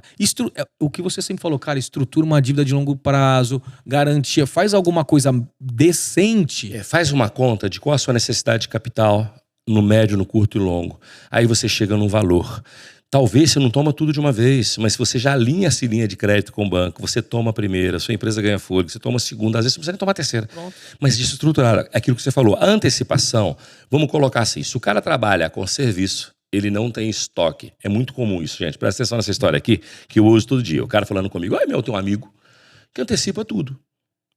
Falei, vem cá, a empresa dele tem lucro... É uma empresa... Nós acabamos de falar da empresa de educação aqui. Uma empresa de treinamento e educação tem 40% de LL ou 35% de LL. Você não está falando comigo que se esse cara resolver antecipar os 12 meses dele, porque ele quer, ele com 50%, ele larga 15% para o banco, sobra 35% para ele, esse cara não vai quebrar. Ele pode antecipar o seguinte, ele quer rasgar. Eu vou comprar alguma coisa assim, estou sem dinheiro, eu vou lá e antecipo. Agora, ele não tem estoque, o estoque é entrega. Agora, se ele é um cara do supermercado, ele vai se ferrar. Eu já escutei gente falando assim, mas o fulano faz. Eu falei, vamos parar pra essa. Calma, respira. Tem business e business. O fulano tem 40% de LL. Tu tem 10%. É isso. Se o fulano com a Selic do jeito que tá, se ele quiser antecipar, não tem problema pra ele. Agora o outro... Com a Selic do jeito que tá, antecipou, quebrou. Acabou o dinheiro dele. E você sabe o que está acontecendo agora? Que eu tô vendo bastante, principalmente esse ano, muita gente com problema de inadimplência em razão do FGI da pandemia. Sabe aqueles empréstimos que o governo liberou em 2020 e 2021? Concordo, sim. Tá tudo agora renovando. O PERS que acabou, agora tudo renovando. Cara, tá virando uma loucura financeira muito forte isso daí. Sim. E o banco fala, cara, eu não posso te ajudar porque é do governo. Aí fica com um papo lá e... Vocês escutam eu muito falando que se uma empresa não consegue pagar a taxa de juros do mercado pela qual ela atua, ela é um ruim negócio, que você usar capital de terceiro é o melhor negócio. Eu estava conversando com o Pelosato aqui agora sobre um outro business. E a gente chegou numa conclusão que é muito melhor usar capital de terceiro. É muito. Eu vou ganhar metade do que eu ganharia, mas zero risco, zero tudo certo. Só que para fazer isso tudo, o cara tem que saber fazer conta, né, Marco? Cara, mas assim, a gente faz conta de zero alguma coisa centavos. A gente faz... E essa é a jogada. A gente analisa no detalhe a coisa. E o empresário, qual é o problema? Ele tá em dificuldade financeira, a última coisa que ele vai analisar é o negócio dele. Exatamente. Ele corre atrás de dia inteiro do quê? De grana. Exatamente. Preciso de dinheiro hoje, porque eu preciso de tanto hoje, preciso de tanto. E aí tem boleto, troca, não tenho pedido, vou antecipar. Cara, essa lógica de trabalho, em algum momento, vai te levar a uma fadiga emocional e seu negócio não vai segurar. Exatamente. Então, assim, você não precisa esperar estourar a tua vida para isso. Então, contrata um consultor para te ajudar. Pô, o consultor tá caminhando com você, mas você tá vendo que tá difícil, cara, você tem recuperação judicial para fazer. Exatamente. Você tem caminhos a seguir hoje. Não precisa deixar também o ego, como a gente comentou, acabar com a sua operação. E chega um ponto depois que o cara não consegue mais, né? Padrão de vida. Se você precisasse reduzir teu padrão, você não reduziria? Reduziria. Cara, eu falo isso pro cara e fala, você fala porque é fácil falar. Eu falo, não é que é fácil. Eu já fiz isso uma vez. Eu peço a Deus todos os dias que não me deixe andar para trás. Eu posso até de lado ou para frente, mas para trás nunca, entendeu? Agora, lembra o seguinte. A maioria não nasceu assim, com esse dinheiro. Então, se voltar um pouquinho atrás para dar 10 para frente, faz parte do jogo. É uma estratégia. É uma estratégia. E lembrando o seguinte, você está salvando aquilo que bota o alimento na sua boca. Você está salvando aquela atividade que dá todos os recursos para sua família viver bem. Então, ela tem que ser prioridade. A empresa tem que ser prioridade. Outra coisa, gente, muito importante. Independente do seu tamanho, tenta separar a pessoa física da jurídica. Nossa, cara, muito bem lembrado, cara. Você vê muito caso assim? Muito. Padrão de vida assim, ó, a empresa pode estar faturando, você não está rico. Tenta ter uma retirada, um salário, um prolabore, algo que você viva com ele. Não, mas eu posso. Calma, pode ser que as coisas mudem e no final do ano você não vai retirar o que você esperava. Deixa acontecer, deixa se provar no tempo. E como o vinho bom se prova no tempo, deixa a tua empresa se provar no tempo e consolidar. Eu tenho um critério que eu já usei por muito tempo sobre dividendos. A gente fazia o seguinte, Lázaro, é legal fazer antecipação de dividendos? Eu acho ótimo, desde que você tenha critério. Eu faço o seguinte, você está fazendo a apuração do balanço trimestral ou mensal, do seu DRE bonitinho. Se a sua empresa deu 100 mil de lucro, você vai dividir como antecipação de dividendos somente 30%. Você tem um caixa livre de 100, você só divide 30. Sabe por quê? Porque se você sofrer um deslize, você não descapitalizou a empresa. Qual que é o problema hoje? Problema não, que quando é assim tá bom. O cara tem um caixa livre de 100, ele distribui o 100 de dividendos. Nossa. Entendeu? Mais um pouco, às vezes. O problema é que o cara às vezes distribui o 100 e distribui o capital de giro. Não. O cara pega o capital de giro para ele viver. Capital de giro é de giro. Pecado crucial que mata qualquer empresa é mexer no capital de giro. Você não mexe. É inegociável mexer no capital de giro. Tem cara que compra fazenda, cara que compra casa, compra carro com capital de giro. O próprio Caixa Livre. Lázaro, eu posso distribuir meu Caixa Livre todo? Pode, mas não faça no mês a mês. Todo o critério, todo o negócio que eu já tive até hoje, 30% no mês a mês. Quando você chegar, fechou o ano, você vai fazer a apuração do resultado do mês de janeiro. Em fevereiro você vai ver, puta, deu tudo certo. Sobrou 70% aqueles 30% que eu antecipei. Já equalizei, ainda sobrou 70% no caixa. Pô, e o capital de giro? Capital de giro composto. Se você quiser pegar os 70% que sobrou para você, ok. O capital de giro está composto. Vai viver. Vai viver. Aí você vai tirar. Agora, o problema é, no mês a mês, você tira todo o dividendo. Você antecipa 100% do dividendo. Loucura. Se você tropeçar, se passar por uma fase difícil, vai bater aonde? No fluxo de caixa. Não, aí vai tomar dinheiro emprestado. Tomar dinheiro emprestado. Juros Selic mais alguma coisa. Então, eu tenho uma regra cautelosa que é, quer antecipar dividendos como forma de pagamento? 30%. Ah, Lázaro, eu quero 50%. Ok, mas você tem menos colchão. Aí você antecipa. O resto você vai. Outra coisa, cara. Os caras que chegam assim, isso aqui é um sintoma, na minha opinião. A causa é outra. A causa é outra, A causa vem antes. Aqui no caso foi padrão de vida. Aqui foi padrão de vida, Padrão né? de vida. Só de Porsche tinha 3. Apartamentos na cidade, 2 coberturas no mesmo prédio, que é o melhor prédio da cidade. E assim vai. É isso. Padrão de vida Estados Meu Unidos, grande 4 amigo. vezes do ano pra fora. Amigão, você sabe o que eu tô falando pra você. Seu negócio bom pra caralho. Aí você tirou o dinheiro do fluxo de caixa pra comprar apartamentos em BC, Camboriú. Show. Você tirou o fluxo de caixa. Você comprou 1, comprou 2, comprou 3, né, irmão? Esses dias a gente tava conversando e você chegou perto de mim e perguntei, cara, mas por que você tá assim? Ele falou, deixa eu te contar. E ele sabe. Não, mas é. Só que o negócio dele vinha crescendo muito pelas atas. E ele Acreditou falou, demais. eu posso descompor esse capital de giro, posso comprar esse apartamento, porque o crescimento vai continuar, porque o negócio dele explodiu na pandemia, continuou crescendo até 23 travou. Acabou. Só que aí ele já tinha descapitalizado muito e não conseguiu cobrir o caixa novamente. Ele está vivo hoje, ele não precisa de RJ, ele vai sair. Bom. Mas ele teve que dar um passo atrás na vida pessoal gigantesco e segurar a onda, mas sobreviveu. Ainda foi bom. Foi bom.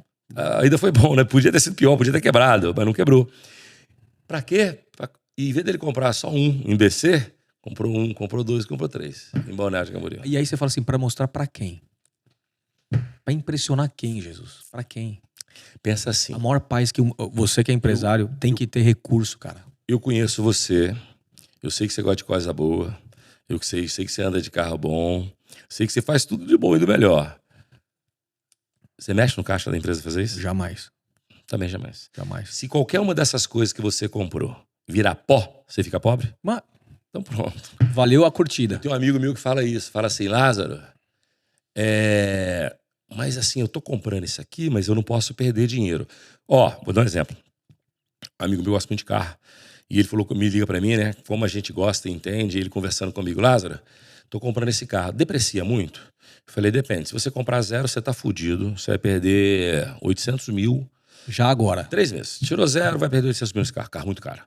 Entendeu? Agora, se você comprar da segunda mão, não. Agora, se você comprar esse modelo, talvez você até ganhe, porque esse é muito mais raro, muito mais difícil de achar, mas você vai comprar ele e tal. Agora, deixa eu te fazer uma pergunta. Você precisa desse dinheiro? Ah, eu preciso. Eu falei, então não compra não, irmão. Faz isso não. Não precisa. Não compra não.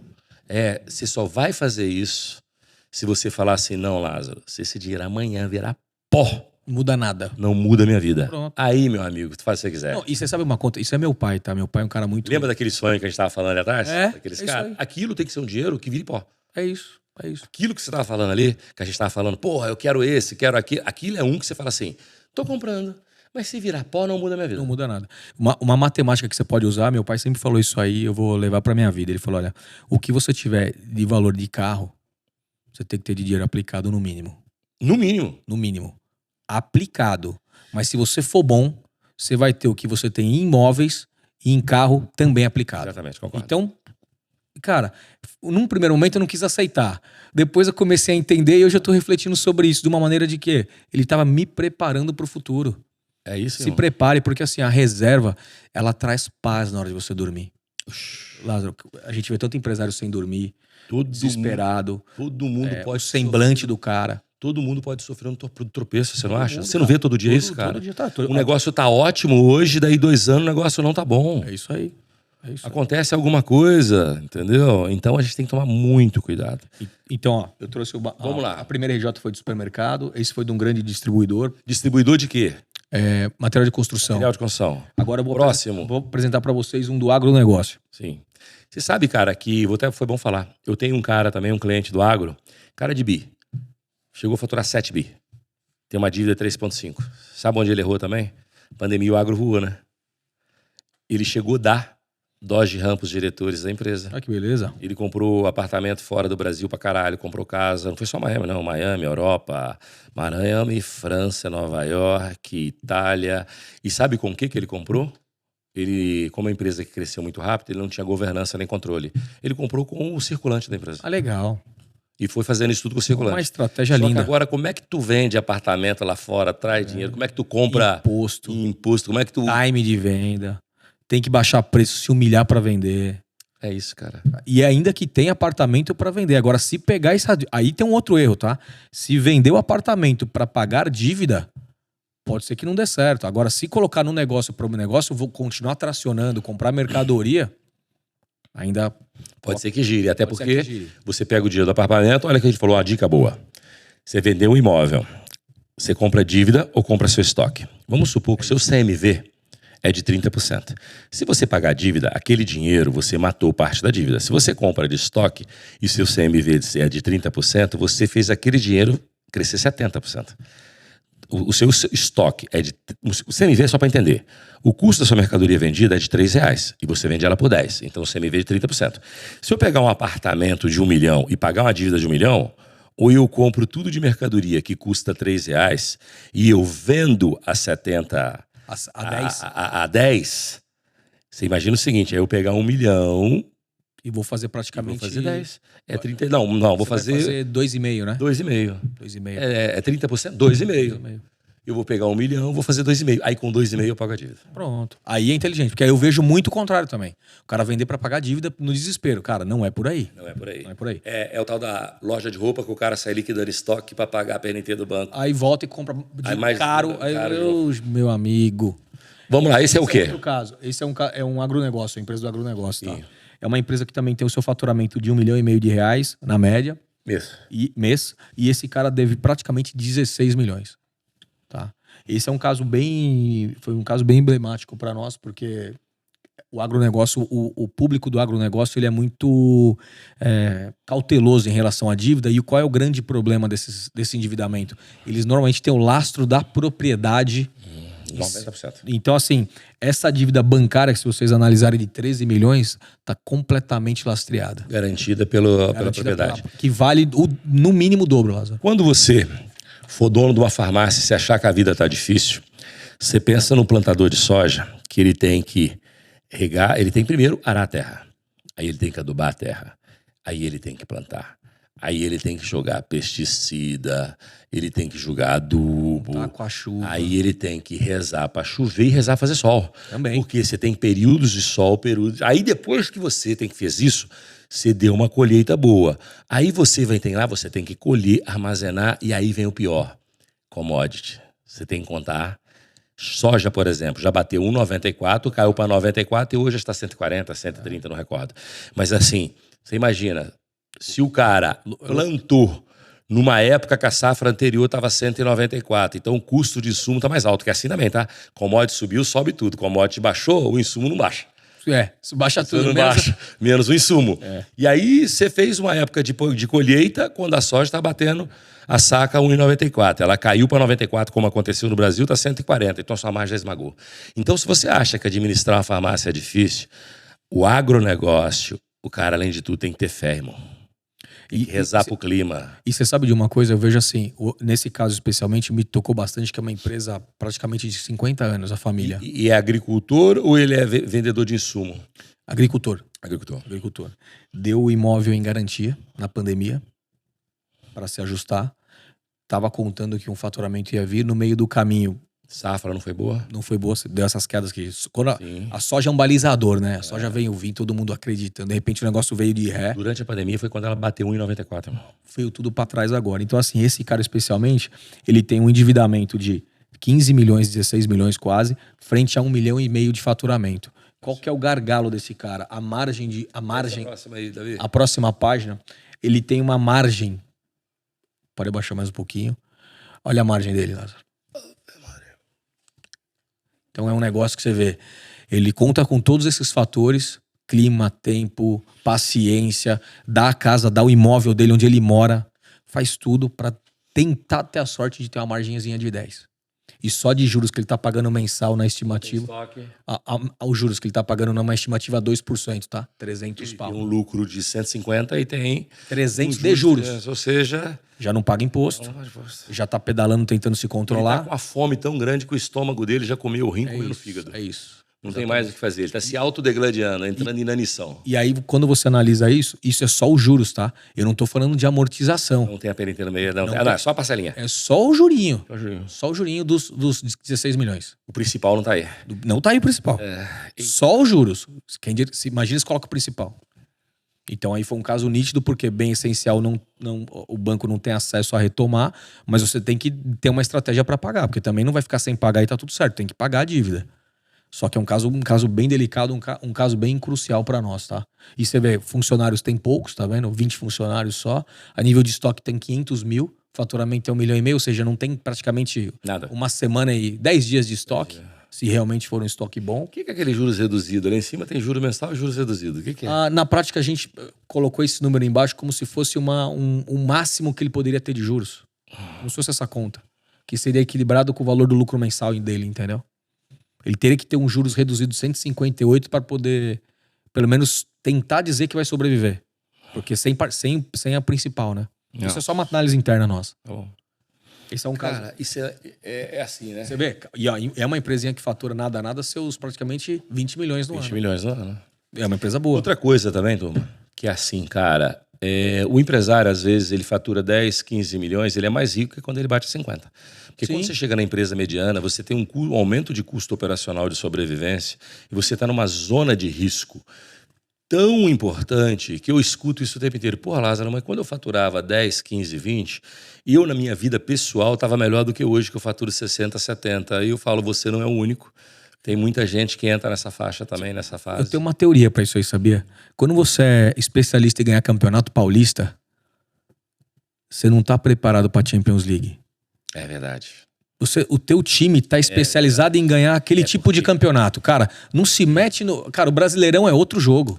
E eu falo isso mesmo. Quanto Libertadores é outro jogo. Uma lei para mim, lei. Quanto maior você é, você precisa de mais gente sofisticada. A diferença de uma empresa pequena para uma empresa grande, as dores são muito parecidas, mas a sofisticação muda. Um gerente financeiro que lida com BI é diferente do gerente financeiro que lida com 10 milhões. O mindset do cara é outro. O nível de relacionamento, tudo. Posicionamento, mesas que eles sentam, faz a diferença. Às vezes um jantar salva um negócio. Às vezes o cara que veio num faturamento de 10 não sabe nem o que é um... Primeiro que é o seguinte, se você fatura 50, 100 milhões, provavelmente você não tem acesso aos bancos, você tem acesso às agências. Acabou já, e tá aí o problema. Quando você já fatura BI, você já tem acesso ao banco direto, irmão. Não é mais a agência, já pulou. Já pula a plataforma já. Já pula a plataforma. Já senta com quem manda. E aí já começa a vida a ficar mais difícil. Mas só que é o seguinte, quem é esse cara que vai conversar aqui em cima? Não é o mesmo cara que conversa com o gerentinho da agência. Outro dia um cara veio falar comigo, montar a história dele, que ele era um superintendente, presidente de uma agência do Cicobi, e ele entendia tudo do mercado financeiro. Concordo, do jogo pequeno. Cara, eu já vi vários... Do grande, não. Lázaro, o que você falou um negócio que eu lembrei agora. Vários caras que não são empresários, quando eles se aposentam no banco especialmente, eles querem empreender. O que eles fazem? Normalmente compram franquias. Aí, quando você toca um negócio no dia a dia que é seu, já é duro. Quando você toca uma franquia, automaticamente você tem um royalties para passar. Então você tem que escolher muito bem a franquia. Não tô falando que franquia é um mau negócio. Se você errar, tem que pedir esmola para 2, irmão. Mas você tem que ter muito entendimento. Aí o que ele faz? Ele começa a querer tocar um negócio da maneira que ele tocava operação para clientes no banco, cara. Não é isso. Não vai fechar. Foi bom você tocar nesse assunto. Eu falo o seguinte, cara, franquia é um bom negócio? Eu tenho amigos que têm holds de franquia. Eu tenho amigos que ele tem mais ou menos 100 e poucas franquias, cada um num segmento. Ele tem uma estrutura para aquilo. Ele sabe escolher, por exemplo, uma franquia da Cacau Show, da Copenhague, do Boticário, não tem erro, irmão. Pelo menos... Que se prove o contrário, né? Por enquanto elas estão indo bem, obrigado, muito bem. Agora você começa a pegar umas franquinhas qualquer, esse cara ele escolhe bem, ele vira master de todas as que ele tá. Aí ele dita, né? Aí ele dita, ele vai lá, negocia. E ele tem uma hold. Se você pensar, um cara que tem 100 e tantas franquias de master de todas, se ele quisesse ter a empresa dele, ele poderia. Sim. Mas ele escolheu isso como business. Sim. São escolhas. Tem gente que trabalha com commodity e é difícil pra caramba. Tem gente que trabalha com supermercado. Nós acabamos de falar que supermercado a gente não quer mexer com isso, né? Imagina. Tem gente que tá lá que quer mexer com isso. Então, não tem certo, não tem errado. Mas é importante o cara tomar cuidado. Eu escutei de um cara que vende franquia, cara. Deixa eu fazer uma pergunta. Aonde o cara põe o dinheiro dele? Eu tenho uma lei pra isso.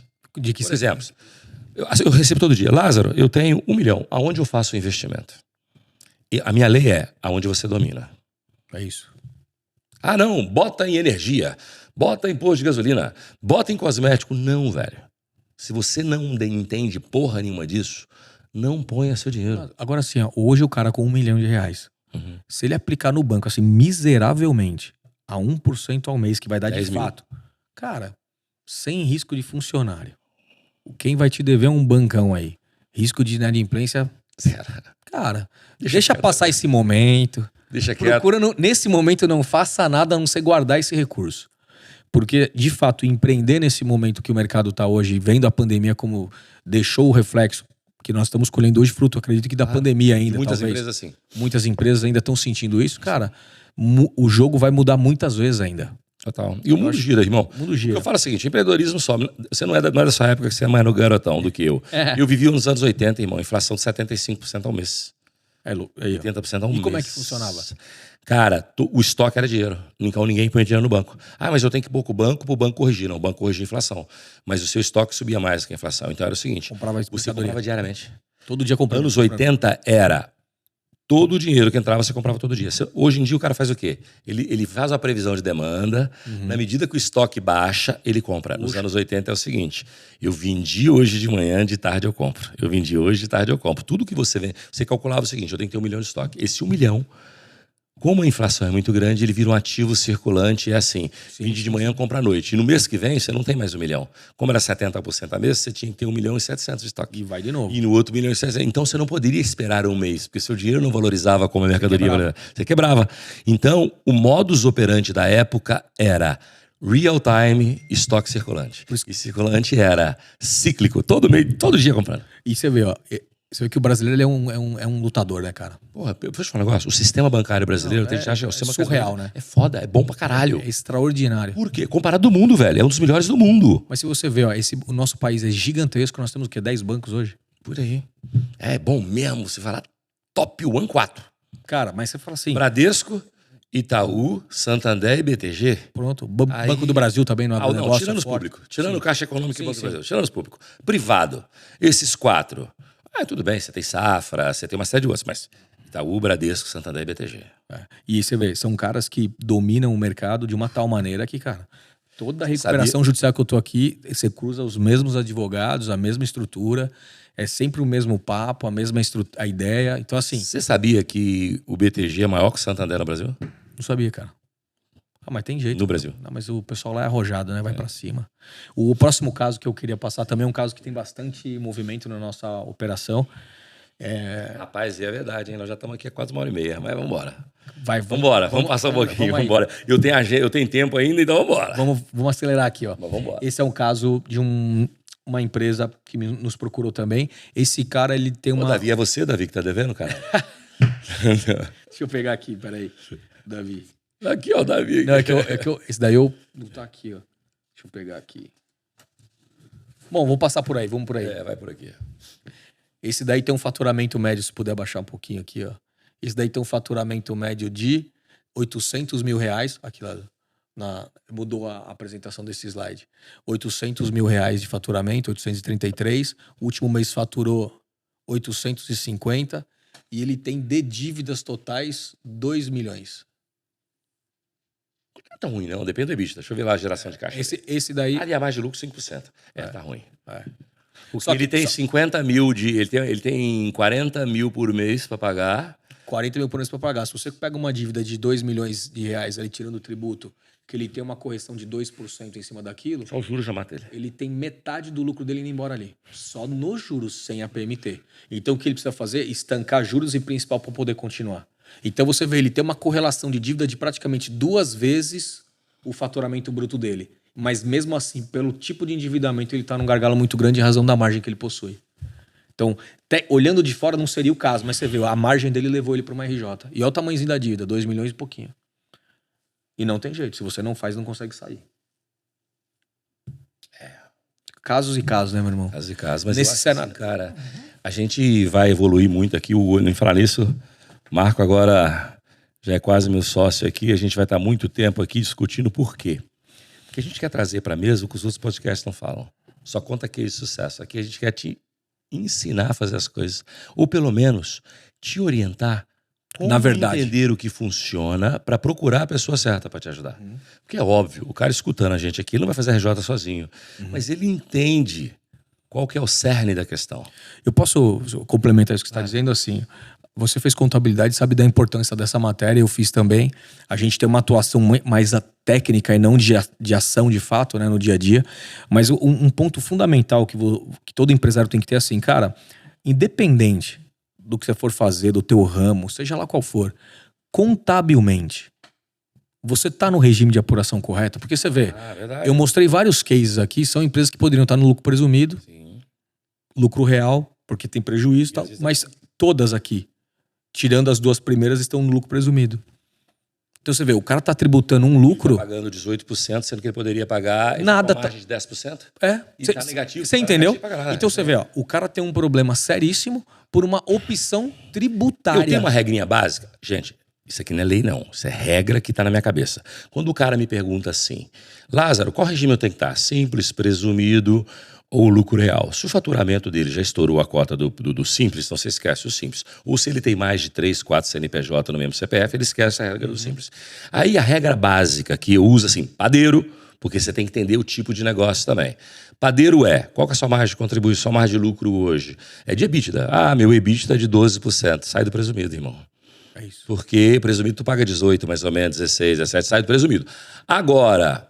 Não, Lázaro, mas eu não tenho despesa, eu sou um serviço, tal, não sei o quê. Falar, opa, aí calma. Porque o lucro real, a margem, o EBITDA de 10, eu ia falar, porra, mas peraí, se você tem EBITDA de 10, você não tem despesa, por que EBITDA de 10? Então você está precificando mal. Porque às vezes o cara tem 10 funcionários, não tem despesa, mas ele precifica muito barato. Então, mas aí ele vai ter que ficar no presumido mesmo, porque não tem outra opção. Sim. Agora, se a precificação está certa e ele tem um SG&A muito grande, está com 10% de lucro, na minha cabeça é difícil esse cara estar no presumido. Ele tem que estar no real. Você também pensa isso? Eu penso assim tá também. Certo? Por que eu penso isso? Porque margem pequena, tecnicamente, em algum momento... Ela vai oscilar. Ela vai oscilar. Só que nesse momento que ela oscila, no lucro real você consegue manobrar dentro da lei. E no presumido não, tu vai pagar na veia. E aí, receita. Mas aí talvez na presunção, né? Só que na presunção do presumido, se você fez a opção, você vai ficar o ano inteiro pagando algo máxima que pode ser da presunção. E naquele, não supor que foi um ano difícil pra você. Cara, você emburacou algo que talvez você não recupera. Exato. Então assim, você que é empresário tenha muita atenção e muita cautela em relação ao regime de tributação. Vou dar um exemplo prático. Se você é uma consultoria, tem pouco funcionário e tal, tá aí, fica no presumido. Pronto. Agora, tu é uma indústria. Calma. Vamos fazer uma análise correta? Mas, veja... Distribuidora, uma série de coisas. É isso. Qual é a margem do meu negócio, cara? Qualquer balançada que der, se eu tiver no presumido, eu posso quebrar? Posso. Pode dificultar meu caixa? Pode. Então, já fica no real. Porque vai ter momentos que você vai ganhar, momentos que você vai perder, mas você vai ter a certeza de estar andando junto com o movimento. Isso. E eu escuto, gente, o cara falar comigo, olha, mas meu advogado, meu contador falou o seguinte, que até o faturamento tal, 4 milhões, alguma coisa, tal, eu fico no simples, até o faturamento aqui eu fico no presumido, depois eu vou pro real. Mentira.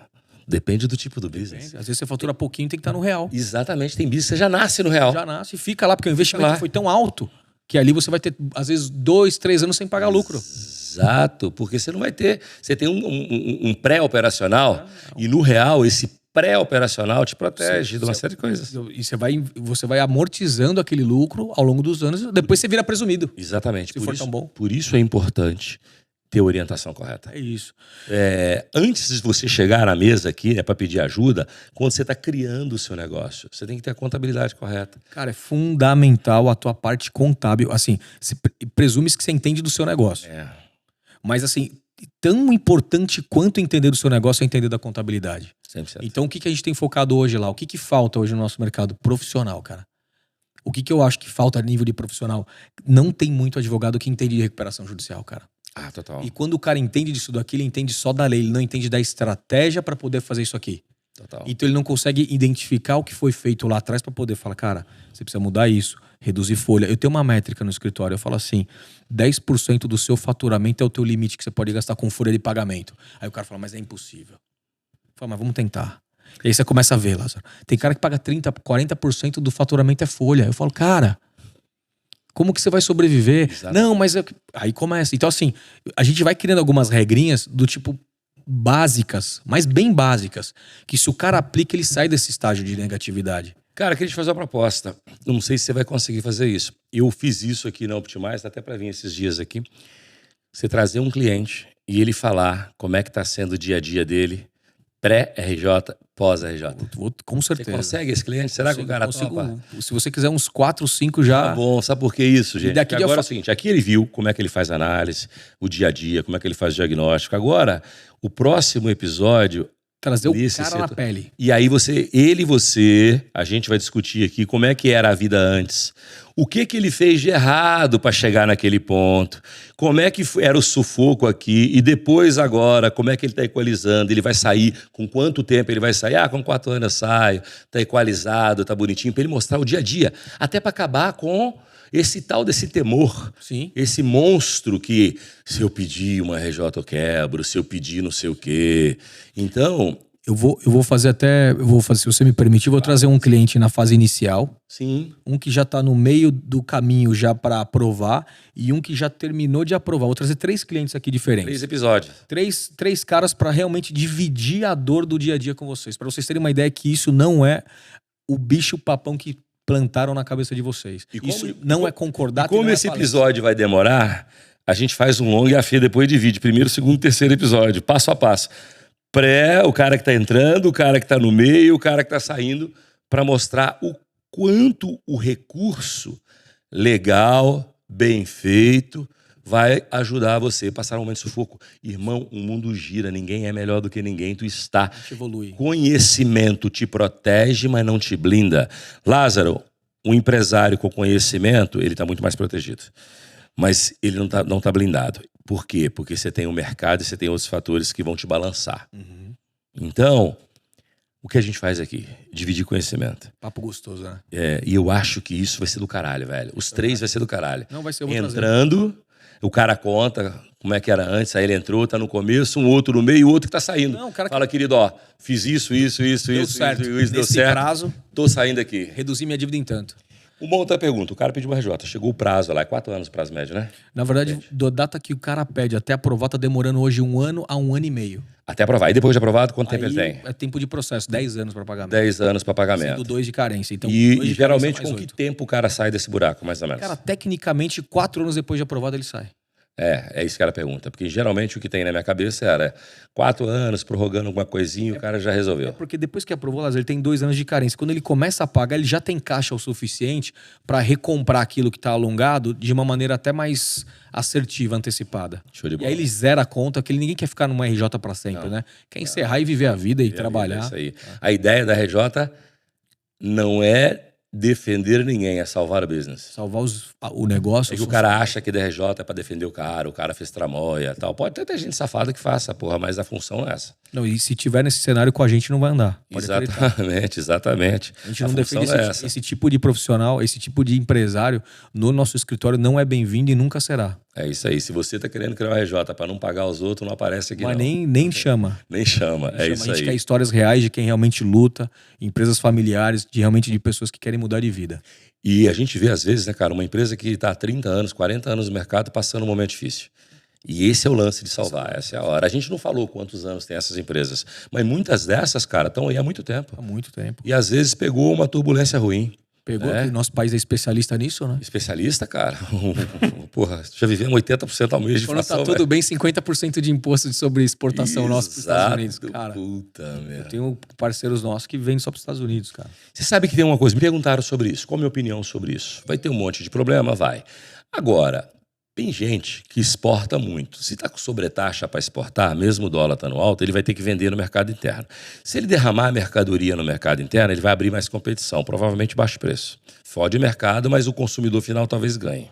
Eu tenho a mesma análise que a sua, cara. Entendeu? Porque o cara vai ter que escoar. Vai sobrar a mercadoria onde? Aqui dentro. Aqui dentro. O que vai acontecer? Oferta demais, Oferta demais, preço preço, baixo. a inflação dá uma... Dá uma balançada. Ajeitada. Dá uma ajeitada.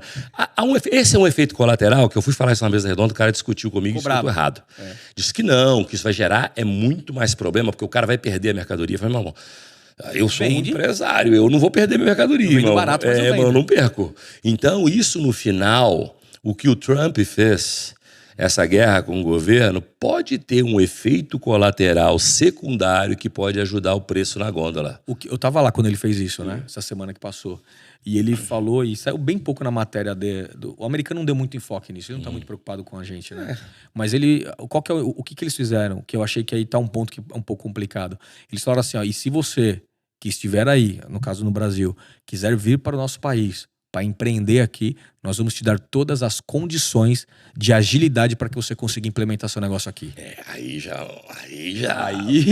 Aí o negócio já dá uma... Eu falei, cara, ainda bem que eles falaram aqui, porque se falar Se lá... falar lá, vai ter um monte de nego fazendo Vai, fila lá para abrir empresa lá. No final do dia, o brasileiro, você vê, foi a maior exportação de milionários do país esse ano, sabia? Mais de 1.200 milionários saíram do nosso país e levou 46 bilhões do nosso país para fora. E vou te contar um negócio, Pra você por ter exemplo. ideia, esse ano foi um recorde histórico. As grandes empresas, né, porra, a própria JBS aí, ela emprega quase 100 mil pessoas nos Estados Unidos. Os caras estão com operação com 100 mil empregos lá dentro. Porra, velho, é um monstro. Mas, galera, chegamos ao fim desse episódio. Ficou longo, mas você que tá assistindo aí, que meu irmão... Eu vou colocar um recadinho lá no começo. Assista até o final. Fê, coloca um lettering. Assista até o final e tem uma promessa. Vamos voltar. Nós vamos voltar, fazer um episódio provavelmente mais longo do que esse, que aí, se for o caso, a gente divide eles, mas é muito legal, a gente vai trazer na prática. Vai estar aqui na mesa com o cara que está entrando no RJ, o cara que está no meio, o cara está saindo. Brilhante, irmão. Irmão, e eu queria dizer assim, ó, isso aqui que a gente apresentou para você é um método que a gente utiliza, verdadeiro, eficaz, nesse sentido aqui, muito transparente em relação aos números. A gente não pode se esconder em cima de uma falsa realidade. De jeito nenhum. Então, você que é empresário, coloca toda a tua verdade para fora, faça o diagnóstico. Isso aí. Esse diagnóstico, se você quiser, quando você preencher, ele vai direto para você. Depois, se você puder deixar o link no... Sim, ela deixa sempre, né? Você recebe o seu diagnóstico Você e já faz tem a o sua link análise. dele assim, você quer um diagnóstico, clica aqui, tem lá não? Mas eu acho que você tinha que colocar lá. Você dá o diagnóstico gratuito pro cara? Esse eu faço diagnóstico gratuito, se quiser. Então bota no QR Code assim, cara. .com.br. Bota no QR Code assim, ó, diagnóstico Dá pra pôr gratuito, aqui, se você tá link? ajudar. Diagnóstico, se quiser. Não. Pode pôr. Na edição põe tudo. Pôr na edição e vamos fazer, porque Escreve, esse diagnóstico é gratuito para você, Sabe por empresário. quê? Faça a sua análise, porque no final, é até importante, ó, ele faz uma análise via inteligência artificial que a gente projetou para isso. Então tá bom. Galera, então tá ouvindo? Você tá precisando de um diagnóstico, mesmo que você não queira fazer neste momento, só para você saber se tá indicado, se não tá indicado, Vai lá. você vai clicar aí no link, você vai ganhar o diagnóstico Ele gratuito. faz uma análise e recomendação ao final, em todo. Então, se você fizer o diagnóstico, ao final dele você vai receber no seu e-mail uma recomendação, uma ideia do que você deve de fazer, de que caminho procurar. Cara, show de bola. Entendeu? Então, Prático, simples, pontual, dá para fazer. Galera, você que tá ouvindo, tá com alguma dificuldade, não deixa de fazer o diagnóstico. Isso. Certo? Só agrega, não diminui em nada. Irmão, obrigado. Obrigado a você. Como sempre. Daqui a pouco, vamos estar de novo aqui. Galera do Padrinho, se inscreve no canal. Se você gostou desse episódio, meu irmão, clica na tesourinha, encaminha para todo mundo. Outra coisa, vai participar da parte dos membros. O Pelosato vai gravar conteúdo aqui só para membro, tá? Nós vamos escolher conteúdos aqui que não vai para todo mundo, vai para membro, então faça parte do clube de membros do Padrinho. Entra lá e vem aprender com quem realmente faz. A ideia aqui é fazer isso, é trazer aula sobre o que você tem de fazer no dia a dia. Já está prometido mais 3. Com certeza. Obrigado. Então gente. pronto, fechou. Obrigado pela equipe aí. Até a próxima, galera.